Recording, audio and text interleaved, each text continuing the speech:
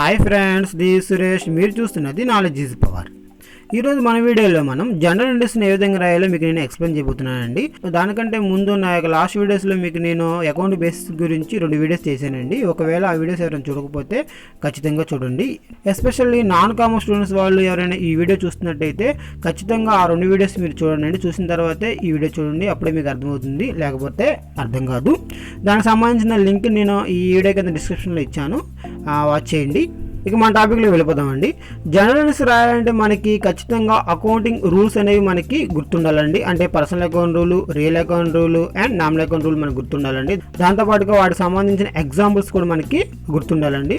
వాటికి సంబంధించిన వీడియో నేను చేశాను, దాన్ని కూడా మీరు ఖచ్చితంగా వాచ్ చేయండి. అంతేకాకుండా మనకి జనరల్ ఎంట్రీస్ రాసేటప్పుడు మనకి ఒక కాన్సెప్ట్ అయితే మనకి గుర్తుపెట్టుకోవాలండి. ఆ కాన్సెప్ట్ ఏంటంటే బిజినెస్ ఎంటిటీ కాన్సెప్ట్.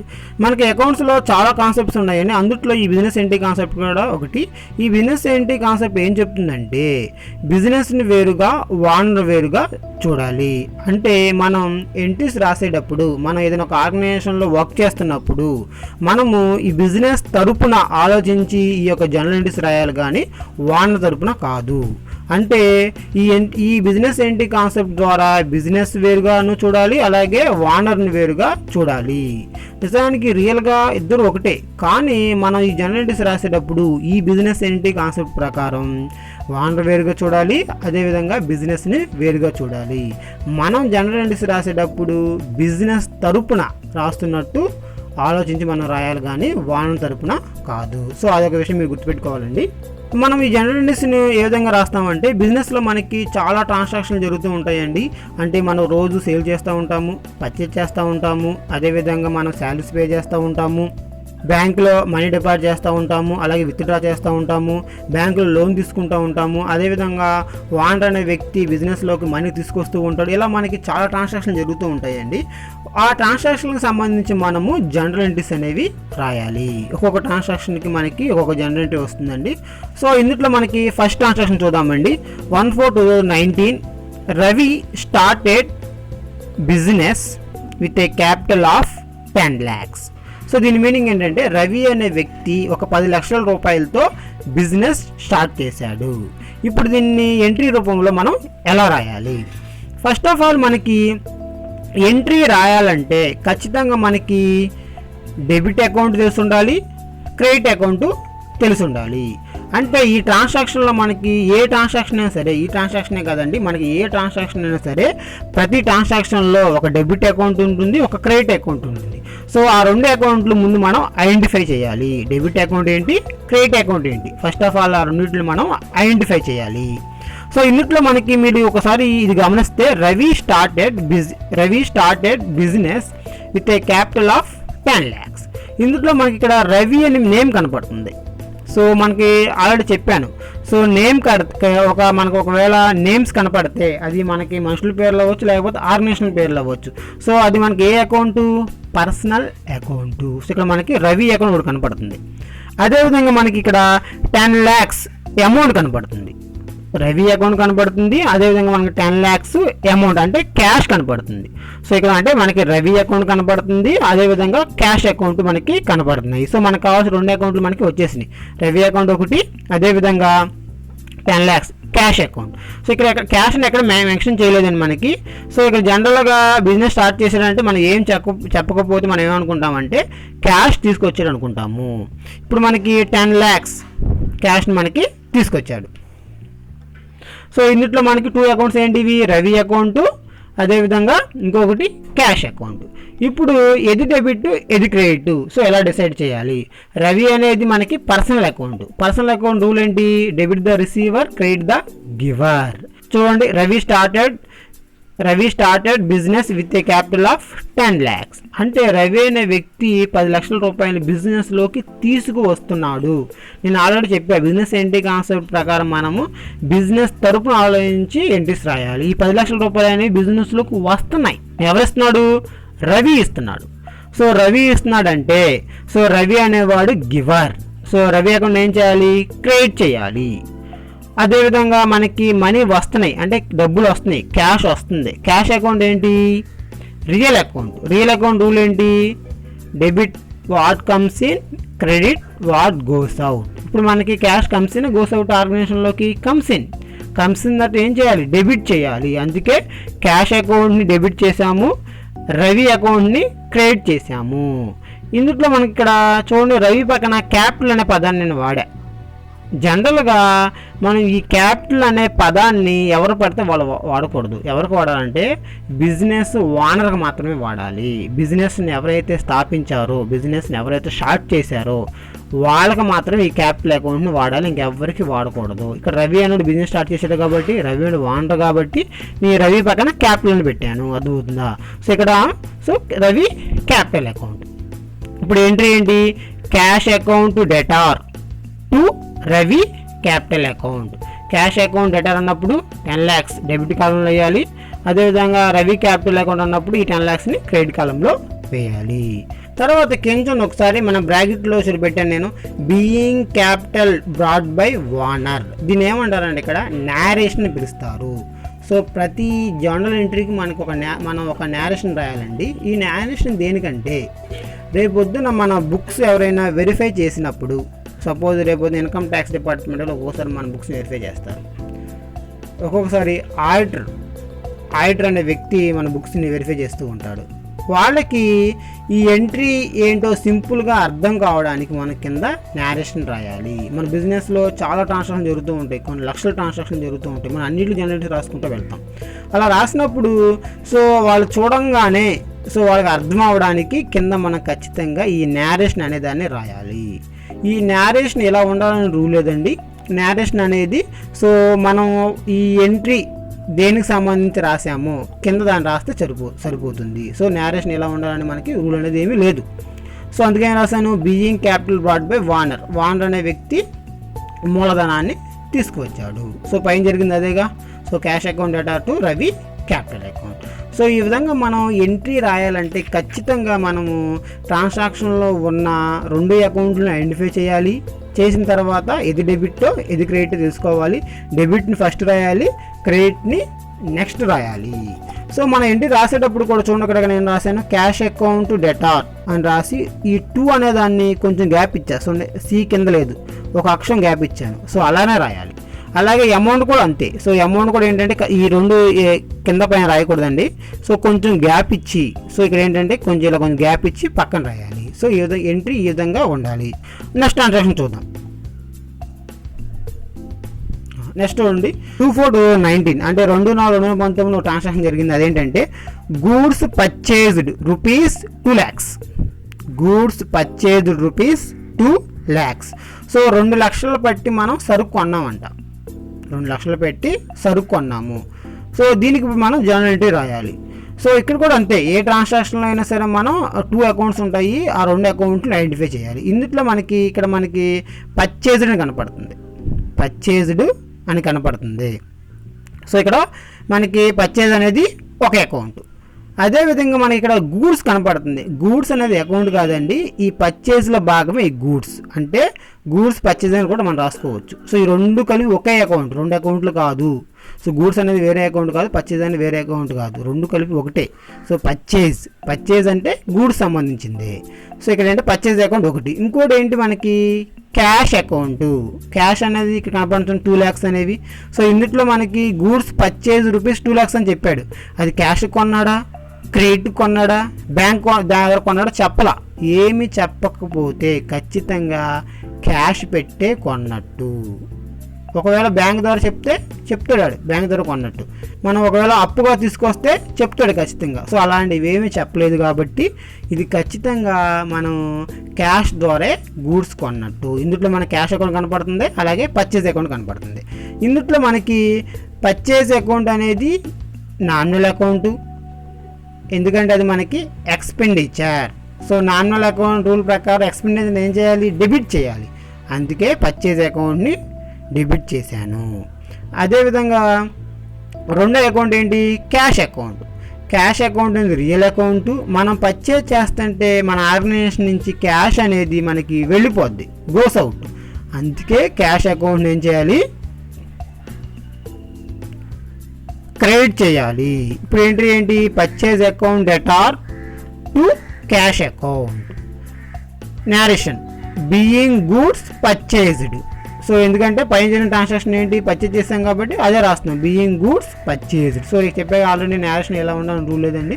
సో మన పైన ట్రాన్సాక్షన్ ఏం జరిగింది అనేది మనం కింద ఎక్స్ప్లెయిన్ చేయడమే. నెక్స్ట్ మనం చూద్దామండి. నెక్స్ట్ చూడండి 3/4/2019 goods purchased from Naresh 1 lakh on credit. చూడండి ఇందాకడ ఓన్లీ గూడ్స్ పర్చేజ్డ్ అన్నాడు, ఏం చెప్పలా. అప్పుడు మనం ఏమనుకున్నాము, క్యాష్ అనుకున్నాం, అంటే క్యాష్ ఇచ్చి పర్చేజ్ చేసాం అనుకున్నాం. ఇప్పుడు క్లియర్గా చెప్పాడు, ఏం చెప్పాడు, ఫ్రమ్ నరేష్ ఆన్ క్రెడిట్, అంటే అప్పుగా తీసుకున్నాం మనం ఈ గూడ్స్ అనేవి. మనము 1 lakh గూడ్స్ అనేవి మనము అప్పుగా తీసుకున్నాం, మనీ ఏమి పే చేయాల. సో ఇందులో కూడా మనకి 2 అకౌంట్స్ కనపడతాయి. ఒకటేమో గూడ్స్ పర్చేజ్ అంటే పర్చేజ్ అకౌంట్, ఇంకొకటిది నరేష్ అకౌంట్, నరేష్ అకౌంట్ ఏ account, personal account, real account, nominal అకౌంటా, మనకి పర్సనల్ అకౌంట్. చెప్పా మనుషుల పేర్లు వస్తే మనం పర్సనల్ అకౌంట్ అనుకోవాలి. పర్సనల్ అకౌంట్ రూల్ ఏంటి, debit the receiver, credit the giver. ఇప్పుడు ఈ నరేష్ అనే వ్యక్తి రిసీవరా గివర్, ఎందుకంటే మనకి గూడ్స్ని అప్పుకి ఇస్తున్నాడు, మనకి అప్పుకి ఇస్తున్నాడంటే ఇది గివర్ని ఏం చేయాలి, క్రెడిట్ చేయాలి. అందుకే నరేష్ అకౌంట్ నేను క్రెడిట్ చేశాను. అదేవిధంగా మనకు పర్చేజ్ అకౌంట్ డెబిట్, ఎందుకంటే పర్చేజ్ అని ఎక్స్పెండిచర్ కాబట్టి నామినల్ అకౌంట్ రూల్ ప్రకారం పర్చేజ్ని మనం డెబిట్ చేయాలి. కొందరు పర్చేజ్ అకౌంట్ని రియల్ అకౌంట్ కూడా అని అంటారండి, అది కూడా రైటే. ఎందుకంటే మనం పర్చేజ్ చేస్తున్నామంటే మనకి ఏమొస్తున్నాయి, గూడ్స్ వస్తున్నాయి. పర్చేజ్ చేస్తున్నామంటే మనకి గూడ్స్ అంటే మనం ఏ వస్తువు అయితే కొనుగోలు చేసామో మన వ్యాపారంలో. గూడ్స్ అంటే ఏంటి, మన వ్యాపారంలో డైలీ కొని అమ్మే వస్తువు గూడ్స్ అండి. బట్టల వ్యాపారం చేసే వ్యక్తికి ఈ బట్టలు అనేవి గూడ్స్, ఆల్రెడీ చెప్పాను. కంప్యూటర్ బిజినెస్ చేసే వ్యక్తికి కంప్యూటర్స్ అనేవి గూడ్స్ అవుతాయి. స్టాక్ ఆర్ ఇన్వెంటరీ అనుకున్నప్పుడు, స్టాక్ అన్న ఇన్వెంటరీ అయినా గూడ్స్ అన్న ఒకటేనండి. సో ఇక్కడ మనకి మనం పర్చేజ్ చేస్తున్నామంటే గూడ్స్ మనకి వస్తున్నాయి. సో గూడ్స్ అనేది రియల్ అకౌంట్, రియల్ అకౌంట్ ప్రకారం ఈ రూల్ ఏంటి, comes in goes out. Comes అనేది డెబిట్ చేయాలి, గోస్ అవుట్ అయితే క్రెడిట్ చేయాలి. గూడ్స్ అనేవి మనకు వస్తున్నాయి కాబట్టి సో ఇక్కడ మనం పర్చేజ్ అంటే గూడ్స్ సంబంధించిందే కాబట్టి పర్చేజ్ అకౌంట్ని డెబిట్ చేసిన రైటే. అంటే రియల్ అకౌంట్ ప్రకారం ఆలోచించిన పర్చేజ్ అకౌంట్ డెబిటే, నామినల్ అకౌంట్ రూల్ అనుకున్నా అప్పుడు కూడా డెబిటే. సో ఎలా వేసుకున్నా సరే మనము ఈ పర్చేజ్ అకౌంట్ని డెబిటే చేయాలి. క్యాష్ ద్వారా కొంటే పర్చేజ్ అకౌంట్ డెబిట్ చేసి క్యాష్ని క్రెడిట్ చేస్తాం. ఒకవేళ అప్పుగా కొంటే మనం ఎవరి దగ్గర నుంచి అయితే అప్పుగా కొన్నామో ఆ అకౌంట్ని క్రెడిట్ చేసి పర్చేజ్ అకౌంట్ని డెబిట్ చేస్తాము. అంటే పర్చేజ్ అకౌంట్ ఆల్వేస్ డెబిట్లో ఉంటుంది ఎప్పుడైనా సరే, ఎందుకంటే ఆ అకౌంట్ అనేది ఎప్పుడు మారదు. మనం కొన్నప్పుడల్లా పర్చేజ్ అనేది మనకి ఎప్పుడు డెబిట్లోనే ఉంటుంది. మన క్యాష్ ద్వారా కొంటే క్యాష్ని క్రెడిట్ చేస్తాము. ఒకవేళ మనము అప్పుగా కొంటే ఎవరి దగ్గర నుంచి అయితే కొన్నామో అతని నేమ్ని మనము క్రెడిట్ చేయాలి. నేరేషన్ సేమ్ రాయడమే, being goods purchased on credit. Next item చూద్దామండి. నెక్స్ట్ చూడండి, గూడ్స్ రిటర్న్ టు నరేష్ ఎంత, 20,000. Goods return to Naresh 20,000. ఇక్కడ మనము మనం నరేష్ అనే వ్యక్తి నుంచి గూడ్స్ని కొనుగోలు చేసాం. ఎంతకి, 1 lakh పెట్టి. ఆ 1 lakhs గూడ్స్లో మనకి ఒక 20,000 రూపాయల గూడ్స్ అంటే 20,000 విలువ చేసే గూడ్స్ మనకి డ్యామేజ్ అయినాయి. ఇప్పుడు మనం ఏం చేయాలి, వాటిని రిటర్న్ ఇవ్వాలి. రిటర్న్ ఇస్తున్నాం, రిటర్న్ ఇచ్చేసాం. ఏం రాసాం ఇక్కడ, గూడ్స్ రిటర్న్ టు నరేష్ ఎంత, 20,000. అంటే 20,000 విలువ చేసే గూడ్స్ని మనం నరేష్కి రిటర్న్ ఇచ్చాము. సో ఇందులో మనకి నరేష్ అకౌంట్ కనపడుతుంది, అదేవిధంగా గూడ్స్ రిటర్న్ అకౌంట్ మనకి కనపడుతుంది. ఇప్పుడు ఇక్కడ ఈ నరేష్ అనే వ్యక్తి రిసీవరా గివరా, ఇందాక మనకి గివర్ గూడ్స్ మనకి ఇచ్చాడు కాబట్టి ఇప్పుడు మనమే వాడికి గూడ్స్ రిటర్న్ ఇచ్చేస్తున్నాం, అంటే వాడు రిసీవర్. నరేష్ అనే వ్యక్తి ఇక్కడ రిసీవర్ అవుతాడు. రిసీవర్ని ఏం చేయాలి, డెబిట్ చేయాలి. అందుకే నేను నరేష్ అకౌంట్ని డెబిట్ చేశాను. నరేష్ అకౌంట్ పర్సనల్ అకౌంట్ కాబట్టి పర్సనల్ అకౌంట్ రూల్ ప్రకారము సో వీడు ఇప్పుడు రిసీవర్, ఎందుకు గూడ్స్ మనం రిటర్న్ చేస్తున్నాం. సో రిసీవర్ కాబట్టి ఇన్ని డెబిట్ చేసాము. Naresh account debtor 2. ఇక్కడ మనం గూడ్స్ రిటర్న్ అని రాయకుండా పర్చేజ్ రిటర్న్ అని రాయాలి. ఎందుకంటే నేను నరేష్ నుంచి కొన్నానా అమ్మానా, కొన్నానంటే పర్చేజ్. అందుకే మనకి ఇంకా మోర్ క్లారిటీ రావడానికి ఎంట్రీ మనకి మోర్ క్లారిటీగా కనపడడానికి సో ఇక్కడ గూడ్స్ రిటర్న్ అని పెట్టకుండా డైరెక్ట్గా మనం పర్చేజ్ రిటర్న్ అకౌంట్ అని పెట్టాలి. అంటే Naresh account debtor to purchase return account ఎంత, 20,000. నరేష్ మామూలే being goods return to Naresh మనం గూడ్స్ రిటర్న్ ఇచ్చాం కాబట్టి అదే మన ఇక్కడ నరేష్ రూపంలో రాస్తున్నాము. సో ఆ విధంగా మనము పర్చేజ్ చేసినప్పుడు క్యాష్ కొంటే ఒక రకం ఎంట్రీ రాస్తాము. ఒకవేళ మనము క్రెడిట్ కొంటే క్రెడిట్ సంబంధించిన ఎంట్రీ రాస్తాము. ఒకవేళ రిటర్న్ ఇస్తే ఈ విధంగా ఎంట్రీ రాయాలి. కొన్నిసార్లు మనము బ్యాంక్ ద్వారా కూడా మనము గూడ్స్ అనేవి కొంటూ ఉంటాం. అంటే మనం గూడ్స్ కొన్న తర్వాత క్యాష్ ఇవ్వకుండా మనము చెక్ ఇస్తాం. ఒకవేళ మనం గూడ్స్ కొనేటప్పుడు క్యాష్ రూపంలో కాకుండా చెక్ రూపంలో మనం మనీ వాడికి పే చేస్తాం. సో అప్పుడేం రాయాలంటే మనం క్యాష్ ద్వారా కొంటే క్యాష్ని క్రెడిట్ చేసాం. ఇప్పుడు మనం బ్యాంక్ ద్వారా చెక్ ఇచ్చాం కాబట్టి బ్యాంక్ అకౌంట్ని క్రెడిట్ చేయాలి. ఎందుకంటే మనకి బ్యాంకులో ఉండే నగదు వెళ్ళిపోతుంది. అక్కడ బ్యాంక్ అనేది పర్సనల్ అకౌంటు. మనం గివర్ మనం కాదు. ఎవరు ఇస్తున్నారు? గివర్ అనే వ్యక్తి బ్యాంక్ అనేవాడు వాడికి మనీ పే చేస్తున్నాడు మన అకౌంట్లోంచి. సో వాడు గివర్ అవుతాడు కాబట్టి అక్కడ క్రెడిట్ చేయాలి. అంటే purchase account to SBI bank account. ఏ బ్యాంక్ అయితే ఆ బ్యాంక్ అకౌంట్ అక్కడ రాయాలండి. నెక్స్ట్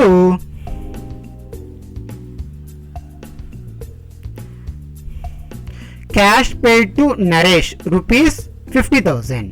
మనం నరేష్ నుంచి 1 lakh రూపీస్ పెట్టి సరుకును కొనుగోలు చేసాము, దానికి ఎంట్రీ రాసాము. అదేవిధంగా కొంత రిటర్న్ చేసాము, దానికి సంబంధించి ఎంట్రీ రాసాము. తర్వాత మనము వాడికి మనీ బాకీ ఉన్నాము. ఎంత బాకీ ఉన్నాము? ₹1,00,000 సరుకు కొన్నాము, ₹20,000 రిటర్న్ ఇచ్చేస్తాం. ఇంకా మనం వాడికి 80,000 బాకీ ఉంటాం. 80,000 మనం మొత్తం పే చేయకుండా ఒక 50,000 వాడికి మనం పే చేసాం. సో చూడండి ఇక్కడ క్యాష్ పే టు నరేష్. ఇక్కడ మనకి నరేష్ అకౌంట్ ఒకటి కనపడుతుంది, క్యాష్ అకౌంట్ కనపడుతుంది. సో ఇక్కడ నరేష్ అకౌంట్ అనేది మనకి పర్సనల్ అకౌంట్ ప్రకారం ఏంటి? రిసీవర్ గివర్ అని చూడాలి. సో ఆ రిసీవర్ గివరా? Cash pay to Naresh. ఈ నరేష్ అనే వ్యక్తి క్యాష్ తీసుకుంటున్నాడు అంటే ఏంటి? రిసీవర్ కాబట్టి డెబిట్ చేశాను. అదేవిధంగా క్యాష్ అని మనం పే చేస్తుంటే వెళ్ళిపోతాయి, క్యాష్ ఉంటాయి ఆర్గనైజేషన్ నుంచి వెళ్ళిపోతాయి, గోస్ అవుట్. క్యాష్ అనేది రియల్ అకౌంట్ కాబట్టి రియల్ అకౌంట్ ప్రకారం మనం చూడాల్సిన ఏంటి? Comes in goes out. So cash అనేది రియల్ అకౌంట్, ఇవి ఆర్గనైజేషన్ నుంచి గోస్ అవుట్. మనం మనీ పే చేస్తుంటే క్యాష్ అండ్ అరెస్ట్కి వెళ్ళిపోతున్నాయి కాబట్టి క్యాష్ అకౌంట్ అనేది క్రియేట్ చేయాలి, గోస్ అవుట్ కాబట్టి. అప్పుడు మనకి ఏమవుతుంది? Naresh account debtor to cash account. So అదేవిధంగా నరేష్ని కూడా మనం being cash pay to Naresh రాసుకోవాలి. నెక్స్ట్ చూద్దామండి. Cash deposit into SBI bank ₹2 lakhs. So 2 లక్షల రూపాయలు మనం తీసుకువెళ్ళి ఎస్బీఐ బ్యాంక్లో డిపాజిట్ చేసాం. ఇప్పుడు దానికి ఎంట్రీ ఏం రాయాలి? ఇక్కడ మనకి క్యాష్ అకౌంట్ కనపడుతుంది, అదేవిధంగా ఎస్బీఐ బ్యాంక్ కనపడుతుంది. ఎస్బీఐ బ్యాంక్ అనేది పర్సనల్ అకౌంట్, క్యాష్ అనేది రియల్ అకౌంట్.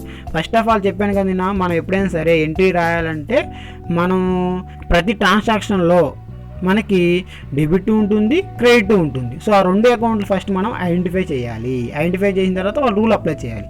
క్యాష్ అకౌంట్ ఉంది, ఎస్బీఐ బ్యాంక్ అకౌంట్ ఉంది. SBI bank account personal account rule ఏంటి? Debit the receiver, credit the giver. అలాగే క్యాష్ అకౌంట్ రూల్ ఏంటి? Debit what comes, credit what goes out. ఇప్పుడు మనకి cash account అనేది మనం బ్యాంకులో క్యాష్ డిపాజిట్ చేస్తుంటే క్యాష్ అనేవి మన ఆర్గనైజేషన్ నుంచి వెళ్ళిపోతున్నాయి లేదా ఆర్గనైజేషన్కి వస్తున్నాయా? ఆర్గనైజేషన్ నుంచి వెళ్ళిపోతున్నాయి. అందుకే మనం ఏం చేయాలంటే గోస్ అవుట్ గాడి క్యాష్ని క్రియేట్ చేయాలి. మనం బ్యాంక్ అనేది రిసీవర్, మనం డిపాజిట్ చేసిన క్యాష్ని రిసీవ్ చేసుకుంటుంది. సో ఎస్బీఐ బ్యాంక్ అనేది రిసీవర్ కాబట్టి పర్సనల్ అకౌంట్ రూల్ ప్రకారం దాన్ని డెబిట్ చేసుకోవాలి. SBI bank account debtor to cash account. So narration మనకు తెలిసిందే, being cash deposit into bank account. So పైన జరిగింది మనకి కింద ఆటోమేటిక్ నేరేషన్ రూపంలో మనం రాసుకుంటాం. నెక్స్ట్ ట్రాన్సాక్షన్ ఏంటంటే, సో మనం ఫస్ట్ బిజినెస్ స్టార్ట్ చేసాము, దానికి ఒక ఎంట్రీ రాసాము, అదేవిధంగా పర్చేజ్ చేసాము, క్యాష్ని కూడా బ్యాంక్లో డిపాజిట్ చేసుకున్నాం. ఇప్పుడు మనం సేల్స్ ఎంట్రీ చూద్దాం. Goods sold ₹2 lakhs. Goods sold ₹2 lakhs. ఏం చెప్పకపోతే మనం ఏమనుకోవాలి? క్యాష్ అనుకోవాలి.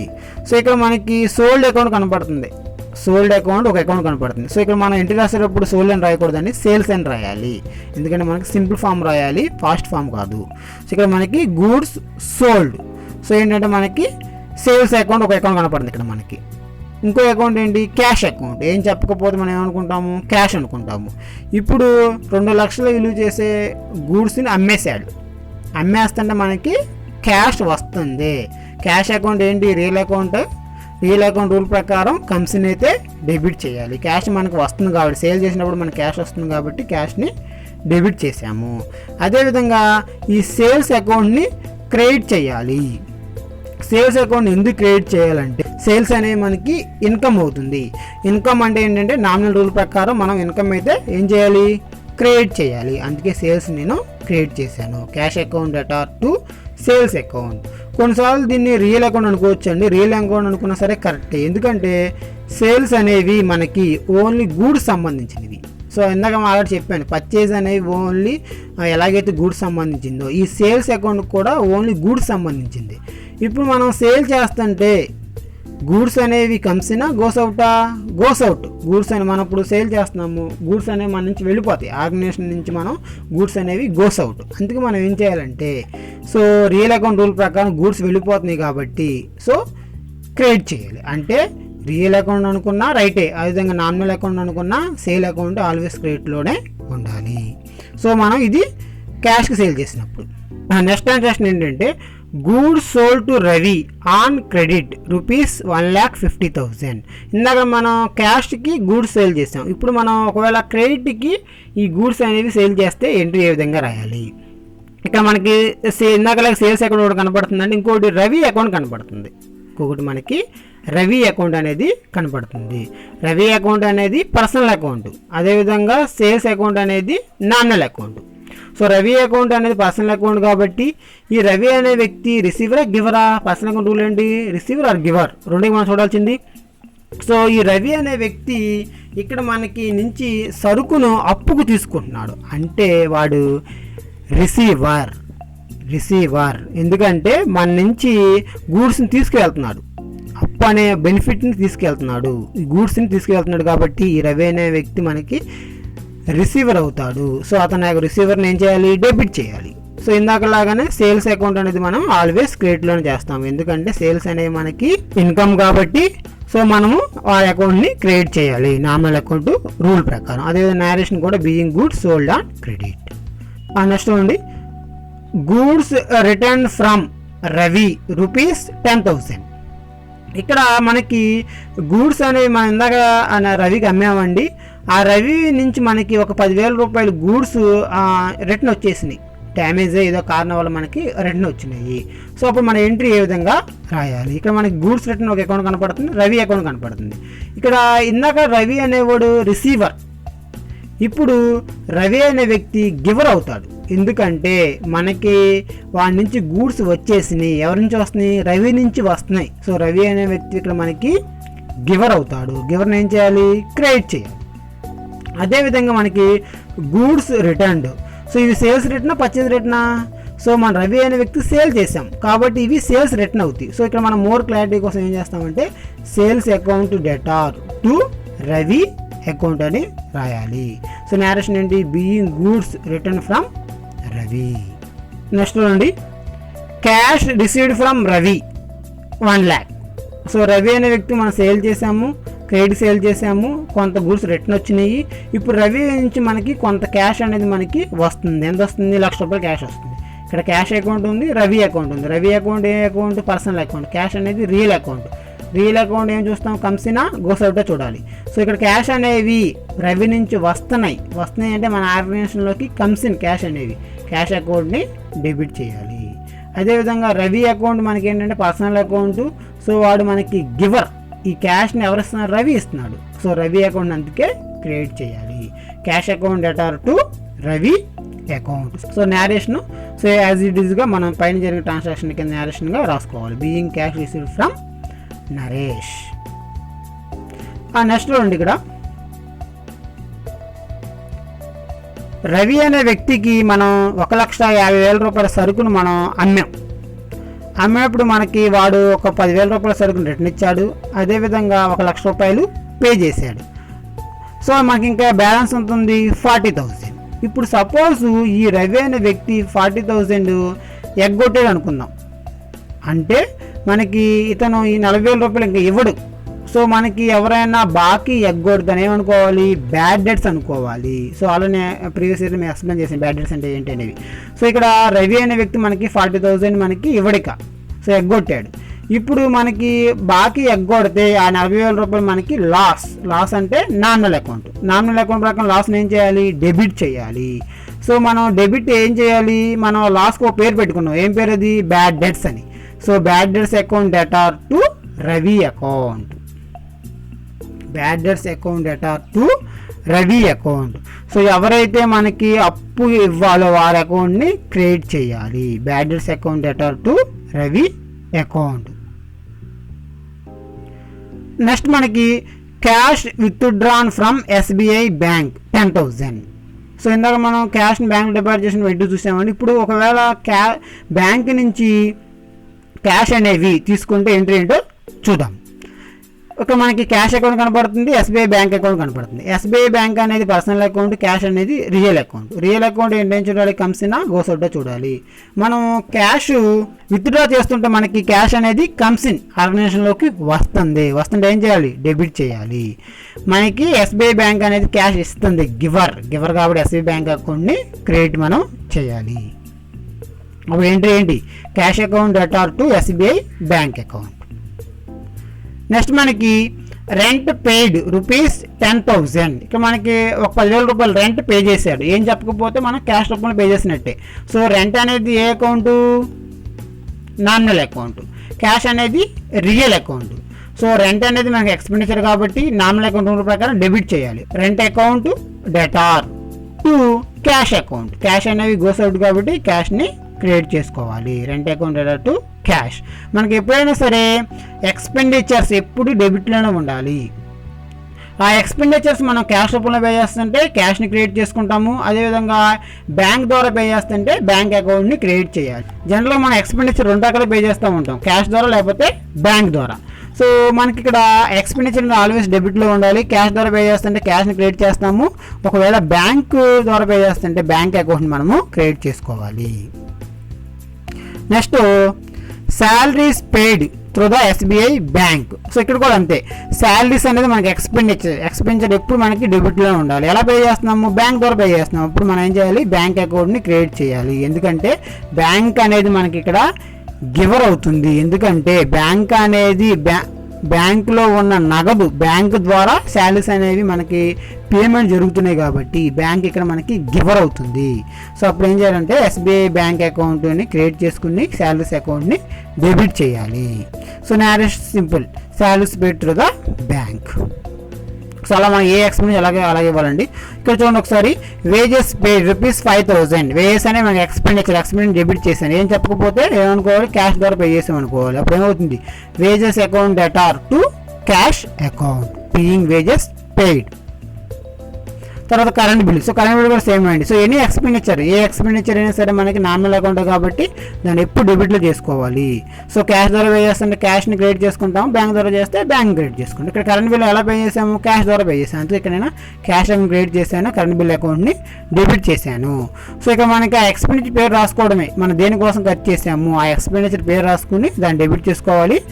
సో అదేవిధంగా క్యాష్ ద్వారా పే చేసాం కాబట్టి క్యాష్ అకౌంట్ని క్రియేట్ చేసుకోవాలి.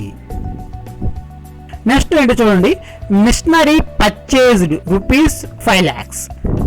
Machinery purchased rupees 5 lakhs. 5 లక్షలు పెట్టి మనం మిషనరీని కొనుగోలు చేసాం. ఇక్కడ కూడా మనకి 2 అకౌంట్స్ కనపడతాయండి, ఒకటి మిషనరీ అకౌంట్, ఇంకొకటి ఏమో క్యాష్ అకౌంట్. మరి ఇక్కడ పర్చేజ్ అకౌంట్ కనపడుతుంది కదండి, దాన్ని కన్సిడర్ చేయకూడదా, దాన్ని కన్సిడర్ చేయకూడదు. ఎందుకంటే పర్చేజ్ అనే అకౌంట్ ఓన్లీ గూడ్స్ కొన్నప్పుడు మాత్రం మనం రాసుకోవాలి, ఇంకా ఏ సందర్భంలో మనం రాయకూడదు. గూడ్స్ అంటే ఆల్రెడీ ఎక్స్ప్లెయిన్ చేశాను, ఓన్లీ గూడ్స్ కొన్నప్పుడే మనం పర్చేజ్ అకౌంట్ని ఉపయోగించుకోవాలి. ఇంకేం కొన్నా సరే ఆ పర్చేజ్ అకౌంట్ని మనం తీసుకోకూడదు, ఎంట్రీలో రాయకూడదు. మన గూడ్స్ కొన్నప్పుడు మాత్రమే సో మన ఈ పర్చేజ్ అకౌంట్ని రాయాలి. సో ఇక్కడ అందుకే మనకి మిషనరీ అకౌంట్ కూడా కనపడుతుంది. అదేవిధంగా ఎలా కొన్నాం, మనం 5 రూపీస్ క్యాష్ పెట్టి కొన్నాం, చెప్పాను, ఏం చెప్పకపోతే క్యాష్ పెట్టి కొన్నట్టే. Machinery account real account, cash account కూడా రియల్ అకౌంటే. మిషనరీ అకౌంట్ రియల్ అకౌంటే, క్యాష్ అకౌంట్ కూడా రియల్ అకౌంటే. రియల్ అకౌంట్ ప్రకారం కంపెనీ అయితే డెబిట్ చేయాలి, గోస్ అవుట్ అయితే క్రెడిట్ చేయాలి. ఇక్కడ మనం మిషనరీ కొంటున్నామంటే మిషనరీ మనకు వస్తుంది, కంపెనీ డెబిట్ చేయాలి. మనకి ఏం వెళ్ళిపోతుంది, క్యాష్ వెళ్ళిపోతుంది. 5 lakhs అనే క్యాష్ వెళ్ళిపోతుంది కాబట్టి క్యాష్ని క్రెడిట్ చేసుకోవాలి. మరి పర్చేజ్ అకౌంట్ని రాయకూడదు అంటే రాయకూడదు. ఎందుకు రాయకూడదంటే ఇది మిషనరీ అనేది మనకి ఎసెట్, గూడ్స్ కాదు. గూడ్స్కి మాత్రమే పర్చేజ్ అకౌంట్ని వాడాలి. మన ఎంట్రీలో ఎక్కడన్నా పర్చేజ్ అని రాసాము అని అంటే దాని మీనింగ్ ఏంటంటే మనకు గూడ్స్ కొన్నట్టు. మనకు గూడ్స్ కదా కొన్నది, మిషనరీ కొన్నాం, అందుకే మనం ఇక్కడ పర్చేజ్ అనే పదాన్ని ఉపయోగించుకోకూడదు. సేల్ చేసినప్పుడు కూడా అంతే. ఒకవేళ మనం మిషనరీ సేల్ చేసామనుకోండి, సపోజ్ మనం మిషనరీ సేల్ చేసాం, మిషనరీ సోల్డ్ రూపీస్ 2 lakhs అనుకుందాం, 2 లక్షల రూపాయలు మిషనరీ అమ్మేసాం. అప్పుడు కూడా మనం సేల్ చేసాం కాబట్టి ఆ సేల్స్ అకౌంట్ కన్సిడర్ చేయకూడదు, ఓన్లీ మిషనరీ అకౌంట్ని క్యాష్ అకౌంట్ కన్సిడర్ చేయాలి. సో అప్పుడు ఎంట్రీ ఏమొస్తుంది, అప్పుడు మనకి మిషనరీ అమ్మేస్తే క్యాష్ మనకు వస్తున్నాయి కాబట్టి క్యాష్ అకౌంట్ని డెబిట్ చేసుకోవాలి, మిషనరీ గోస్ అవుట్ కాబట్టి మిషనరీ అకౌంట్ని క్రెడిట్ చేసుకోవాలి. అంతేగాని మనం అక్కడ సేల్స్ అకౌంట్ని కన్సిడర్ చేయకూడదు. ఓన్లీ గూడ్స్ అమ్మినప్పుడు మాత్రమే మనం ఆ సేల్స్ అకౌంట్ని తీసుకోవాలి. Next furniture purchased through the SBI bank. ఎంత? 50,000. మనం ఫర్నిచర్ కొన్నామంట. ఫర్నిచర్ అనేది మనకి ఎసెట్ అంటే రియల్ అకౌంట్. అదేవిధంగా SBI బ్యాంక్ అనేది మనకి పర్సనల్ అకౌంట్. సో ఇక్కడ ఒక రియల్ అకౌంట్ కనపడుతుంది, ఒక పర్సనల్ అకౌంట్ కనపడుతుంది. మరి పర్చేజ్ అకౌంట్ తీసుకోకూడదు అంటే తీసుకోకూడదు. ఎందుకు? ఫర్నిచర్ అనేది మనకి ఎసెట్. సో మనం పర్చేజ్ అకౌంట్ ఎప్పుడు తీసుకోవాలి? ఓన్లీ గూడ్స్ కొన్నప్పుడు మాత్రమే. ఇప్పుడు ఫర్నిచర్ మన గూడ్స్ కాదుగా, ఎసెట్. సో అందుకు మనం ఏం చేస్తామంటే ఫర్నిచర్ ఈ పర్చేజ్డ్ అకౌంట్ మనం కన్సిడర్ తీసుకోకుండా ఓన్లీ ఫర్నిచర్ అకౌంట్ SBI బ్యాంక్ని మనం కన్సిడర్లోకి తీసుకోవాలి. ఫర్నిచర్ని రియల్ అకౌంట్ కాబట్టి ఫర్నిచర్ కొంటే మనకి కమిషన్ కాబట్టి డెబిట్ చేయాలి. మనం డబ్బులు బ్యాంక్ ద్వారా పే చేస్తున్నాం కాబట్టి అక్కడ బ్యాంక్ అనేది గివర్ కాబట్టి బ్యాంక్ అకౌంట్ మనం ఇక్కడ క్రెడిట్ చేసుకోవాలి. సో ఇప్పుడు ఏంటి? Purchase account debtor to SBI bank account. Nation కూడా being furniture purchase to the bank.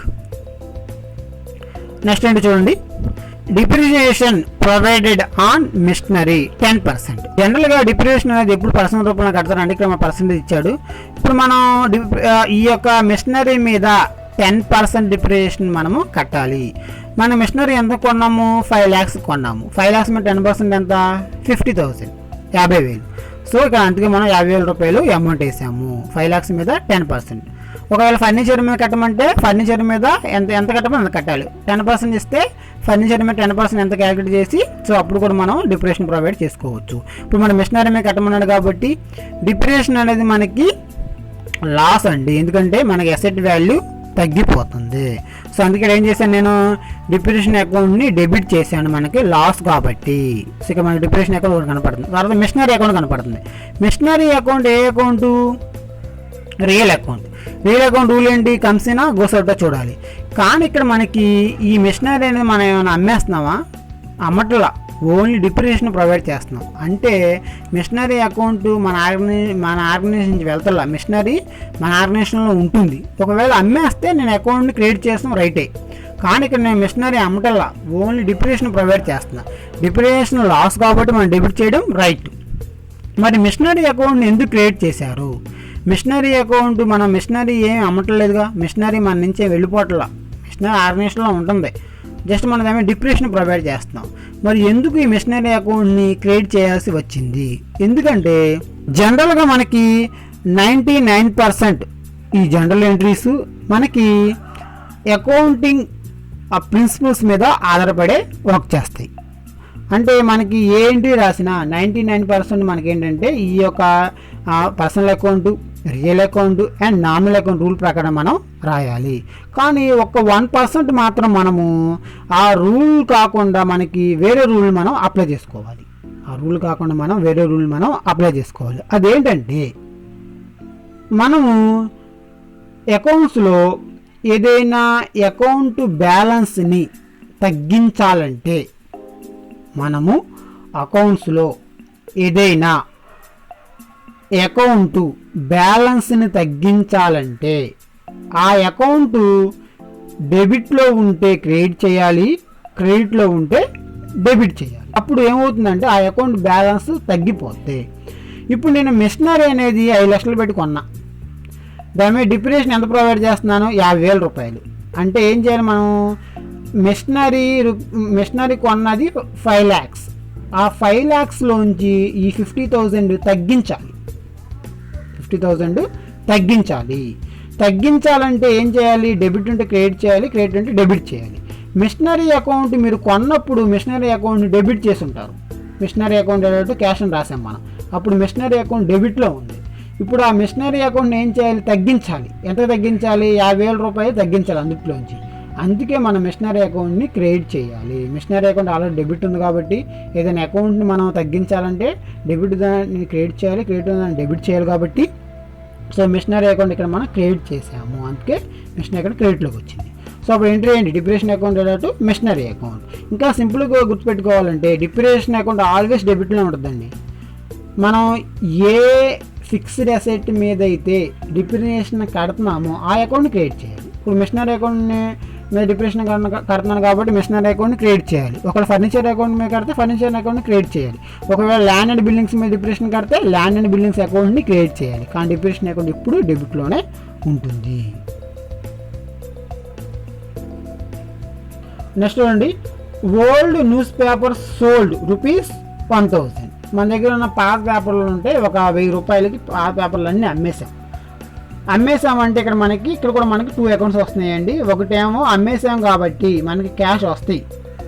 Cash అనేది రియల్ అకౌంట్ కాబట్టి కమ్స్ ఇన్ కాబట్టి డెబిట్ చేసుకోవాలి. అదేవిధంగా మనము ఓల్డ్ న్యూస్ పేపర్స్ అమ్మేసామంటే అది మనకి ఇన్కమ్. సో ఇన్కమ్ కాబట్టి క్రెడిట్ చేయాలి. ఇన్కమ్ అంటే ఏ అకౌంట్? Normal account. అందుకే మనం ఏం పెట్టాము ఇక్కడ? News papers sold account. ఎంత? 1,000. సో మన ఇన్కమ్ ఒక పేరు పెట్టాం, న్యూస్ పేపర్ సోల్డ్ అకౌంట్ అని, అంతే. సో ఇక్కడ మనకు అప్పుడు ఏమవుతుంది? క్యాష్ అకౌంట్ అటు news papers sold account. So అలా మనకి ఇన్కమ్స్ వస్తే ఈ విధంగా రాయాలి. నెక్స్ట్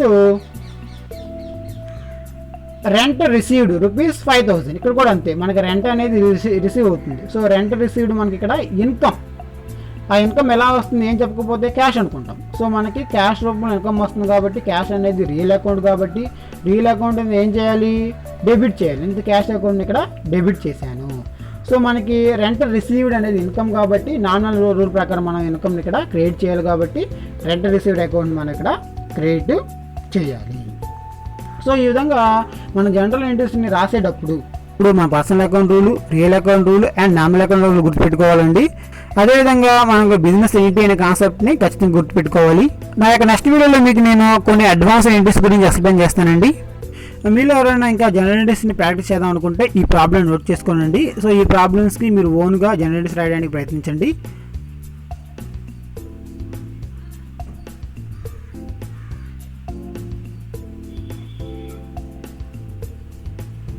ఈ వీడియో మీకు నచ్చితే లైక్ చేయండి. అదేవిధంగా ఈ వీడియోని మీ ఫ్రెండ్స్కి షేర్ చేయండి. ఇలాంటి మోర్ అప్డేట్స్ కోసం నా ఛానల్ని సబ్స్క్రైబ్ చేసుకోండి. Thank you.